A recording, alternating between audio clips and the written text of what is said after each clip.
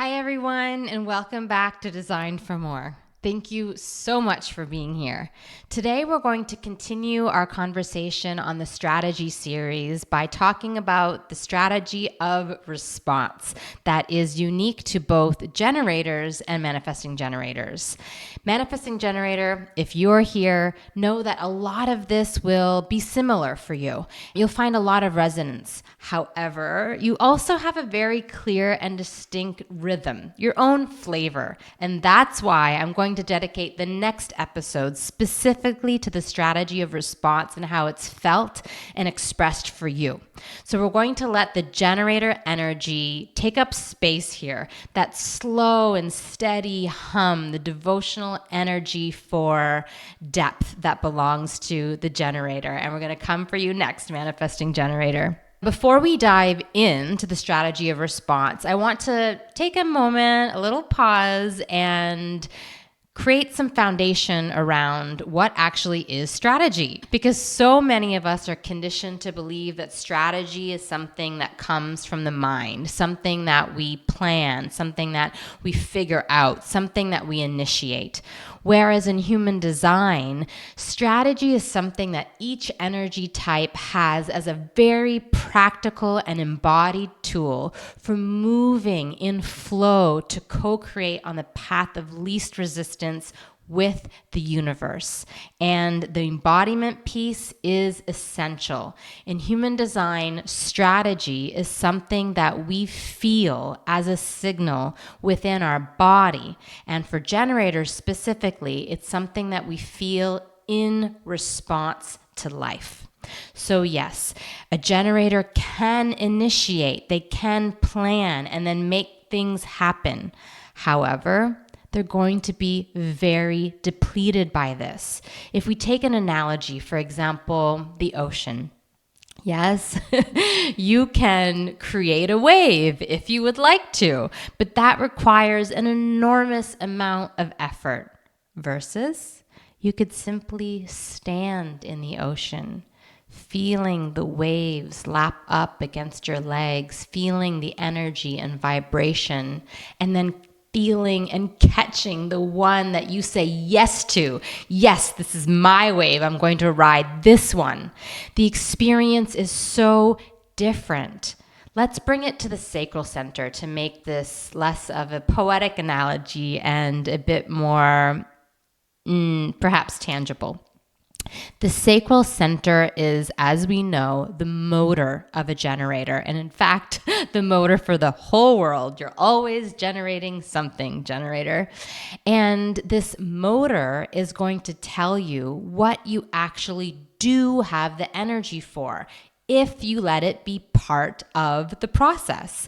So our sacral, our gut, our womb space is sending us signals of yes or no in response to something in order to tell you what you're going to have the natural energy for, what is going to feel like riding a wave versus trying to create one, or even worse, trying to move against the natural waving flow of the ocean. So in that way, our sacral becomes both our motor and our GPS. And this process is very objective. The gut isn't saying, no, you don't like this person, no, that's a bad idea, or no, this is not a great physical, party to go to. It's simply telling you whether or not you are going to have the energy for it, whether or not it's your path of least resistance, whether or not that's the energy that is of the highest good for you and for all. But it has to be part of the process in order to give you that information, which is why the strategy for generators comes down to responding to life. Let's bring it down to a very micro example that can come up very often in our everyday life. If we were neighbors, for example, and we had a co-share plan going on in terms of sharing the cooking, which would be amazing, wouldn't it? And let's say it was my turn to cook, and I came over and I said, hey, Anna, it's my turn to cook tonight. What would you like to eat? Now feel how that open-ended question lands in your body. Do you potentially feel overwhelmed? Do you feel like a little annoyed? Are you frustrated? Are you trying to just pass off the question like, I don't know, I'm easy, I don't care, you choose? In my body, I'm kind of doing all of that all at once. And that's because generators are not built for open-ended questions. We are built to receive options to respond to so that our gut can guide us towards clarity and towards what we'll have the natural energy to engage in, to devote to. And it will light up our motor so that we can bring sacral, life force, passionate, devotional, juicy, lit up energy to it. So let's try a different version of that example. Instead of coming to you with an open-ended question, what if I came to you with options? Hey, Anna, it's my turn to cook tonight.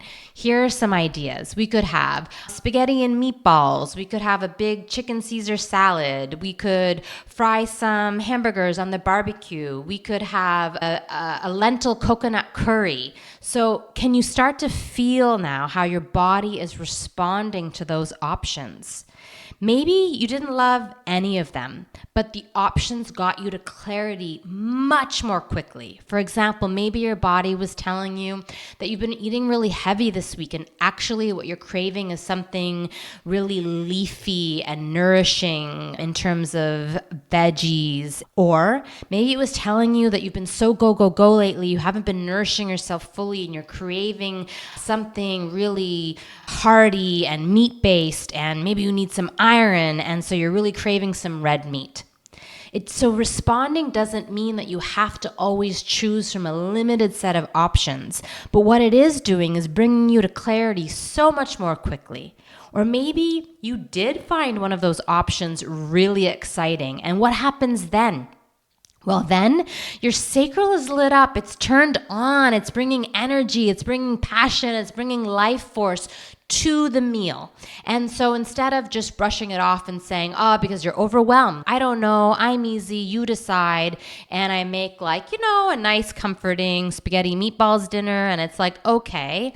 Let's say you're turned on by the idea of, I don't know, coq au vin, and you think about France and the time that you went there. And so then you start thinking about this little French patisserie that opened up down the street, and you stop there and you get some desserts. And then you're thinking about Emily in Paris and how it's coming back to Netflix soon. And so you download the playlist onto Spotify. And then because you're so looking forward to the meal, you show up at my door, and your big enveloping aura is so juicy, and it's enveloping me in all of its energy and passion and excitement. So then I absorb and amplify that if I'm an open sacral being. And so we put on the playlist, and we start dancing, and we're cooking together, and we're laughing, and we're having a great time, and all these ideas come up. And can you see where I'm going? None of this would have been possible if you didn't have things to respond to, or if you brushed off the open-ended question and putting the power into my hands because it was overwhelming you.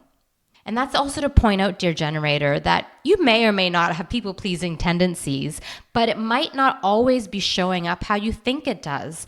Oftentimes when we're asked open-ended questions, they can be as simple and maybe even inviting as, what do you want to do this weekend? Where do you want to go for dinner? Where do you want to go on vacation? Or maybe more overwhelming, like, where do you want to be in 5 years? What do you want to be when you grow up? What do you want to do in life? What's your purpose? Oof, those can be so overwhelming to the nervous system, to the body of a generator, because we have nothing to respond to. Our gut is not involved in order to give us direction. And so we're trying to pull from the mind. We're trying to pull from our past experiences. And this is just not how we're meant not only to operate, but it's a very narrow and limited way of coming up with potential and options in our life. Instead of being subjected to open-ended questions, we can empower ourselves to make life one big menu. Think of it like a buffet of options where we get to decide what is a yes and what is a no.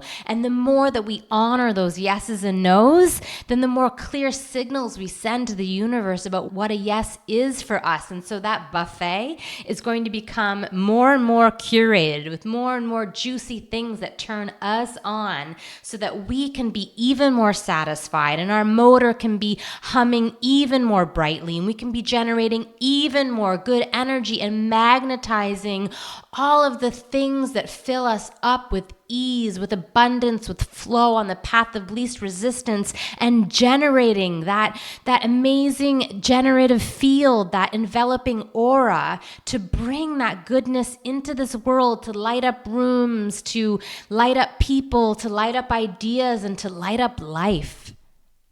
Doesn't that sound good?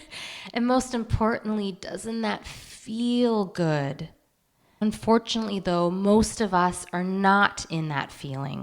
Most of us were raised in a myth that our power comes from initiating, that we have to hustle hard, go first, and prove our worth, be self-starting. I know my parents didn't necessarily praise that, but I saw it in all of the world around me. And maybe you did too. So you become the person that sends the email the first or the quickest, the person who fills their calendar or that can figure everything out and just make it happen. And that can work for a while until it empties you, until you come to that quiet moment that maybe you recognize too. I know for me, it's where I was doing all the things, all the right things, checking all the boxes, keeping the family moving, being the reliable one. But then noticing that my body felt like a dimmer switch that was turned to low, like that fire that lives in my sacral was just hardly burning anymore. The satisfaction just isn't there. You're doing, but you're not alive. Or maybe even you're balanced, but you're not alive. And that meh feeling is dreadful to a generator. We were trained to be reasonable, organized, responsible.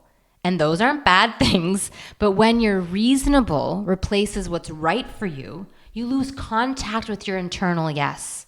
Suddenly you're making all of your decisions from your head while your body is whispering, I wasn't asked. So what does responding actually look like? It looks like meeting life where it's already approaching you, through people, questions, requests, or random sparks, and letting those offers wake up your sacral. The moment you have something concrete to bounce off of, clarity appears. You stop trying to conjure clarity in a vacuum, and rather you discover it in relationship to life. And this is why waiting to respond isn't about waiting or being chosen. It's about letting the world be your collaborator, going where the stimulus lives, putting your physical body in places where you can meet up with thises or that's. I don't want to diminish or belittle how scary and challenging it can be to surrender into responding to the universe, into taking just the right next step without knowing all of the steps ahead of time and where it will lead to ultimately, other than trust and faith that there is a potential and that we are being guided into something more abundant and juicier and more alive and more easeful than we could ever possibly imagine and achieve on our own through our mind. When I quit my role as CEO, not having any guaranteed source of income, not having any idea about what I would do next, it was the scariest thing I ever did. So I say it from a place of lived example that it is true, that strategy works. I know it because I've lived it. I know it because I am still living proof of it. This isn't just a concept that I've learned that I feel good about rehashing and teaching. It's because it has made a huge difference in my life, in hundreds of lives of the people that I've done readings for, that I work with one-on-one. And so I want to share that from this place of embodiment, of something I know to be true in my bones that will also, if you are a generator, be true for you. So what does a yes or no actually feel like? Well, that's personal, and I highly encourage you to build a relationship with your sacral, with your gut, with your womb, as often as you can throughout the day, even in little micro moments, whether you want to drink or eat this or that, whether you want to walk or run or play or exercise or nap, giving yourself things to respond to and feeling for what feels like a yes and what feels like a no in your body. You might recognize it through sensation. So a yes might feel like warmth, like openness. Maybe you energetically or physically lean in. Maybe you feel more energy, more curiosity, or maybe you make guttural sounds like a quick mm-hmm or an or an uh-huh. And a no might feel, well, quite the opposite. It could feel like contraction. It can feel like dullness. It can feel maybe even like defensiveness or like a bit of disgust. Maybe your body just closes, your womb tightens. Maybe it's another guttural sound like a sigh, like or mm. It can be subtle, but it is clear. Your only job here is to notice, not to justify. And the more you notice these sensations, and most importantly, the more you honor them, the more life will open up to a field of potential that is on the path of least resistance and the greatest joy and the greatest abundance. And of course, there's some discernment that can be built over time as you deepen this practice. On the one hand, not all sparks are sustainable. For example, there's things like quick dopamine hits, maybe a scroll, a click, a novelty, doing something to satisfy pressure of restlessness, or just putting your sacral energy anywhere just so that it doesn't feel like so much pressure in your body. But there's a difference between that and a deeper glow of this is mine, especially for a generator who's designed for depth. One fades while the other feeds. So after that initial spark, check with your body. Do you feel more energy or less? More means that it's a true yes. On the other hand, a no might actually be a yes that's a little covered in some fear because it's an edge that you're ready to push. You may still feel nerves if it's big, but there's energy to meet it. If you're unsure, test it. Imagine doing the thing in the next 48 hours. Does your body open or does it close? Every yes that you honor that's truly a yes builds momentum for the next one and the next one and the next one. Whereas when we say yes when it was really a no, what happens? Well, let's go back to the analogy we used if you listened to an earlier episode on the generator energy type. And I discussed the analogy of a hose that is turned all the way up and always on, bringing raw life force energy and creative power to and through our sacral, from source, through us, generating it for the world. Well, every time we say yes when it was really a no, that hose gets kinked up because it's the universe's way of supporting us. Yes, we have free will and it wants our highest good. And so it is the feeling of frustration that is the signal to us that we need to stop and pause and think about where we're putting this life force energy and whether it feels satisfying or draining to us. And thinking about why we said yes when we really said no, and how we can decondition from that pattern to move closer and closer into alignment with what our gut's wisdom is telling us and where it's orienting us to. So that frustration, that visceral, like sometimes for me, it even feels immature, like 5-year-old that lives in me that says like, I don't want to do that. Listen to it. It is a signal. It's sacred. It's feedback. Our energy is generative. It is creating a generative field that other people can feel that is coming into this 3D dimension. And it is our responsibility to align our energy with those things that are true yes, where we feel good in order to generate the energy that moves the world. Our pleasure isn't indulgent, it's instructive. When we follow what feels good, our aura expands, the timing syncs, and people respond. You've heard it from me before, and I'll say it again. Pleasure is productive. Your satisfaction is contagious. And you're no less powerful because you don't manufacture every beginning from scratch. You're actually more powerful when you stop pouring energy into what isn't yours and instead start feeding what is. That is magnetism. That is steadiness. Your ease is instructive. People watch you move from your sacral and feel and remember permission that they forgot they had. As you move through the week, I invite you to notice what you're responding to. A question, a sound, a request, or a moment of beauty. Jot down 1 or 2 times a day when your body lit up before your mind caught up.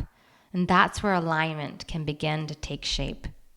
If this episode woke something up in you and you want to deepen it, there's a guided generator meditation on my website. The link is in the show notes.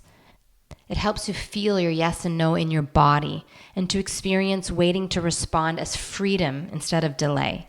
It's a paid standalone practice that you can revisit at any time. Thanks so much for being here. Until next time.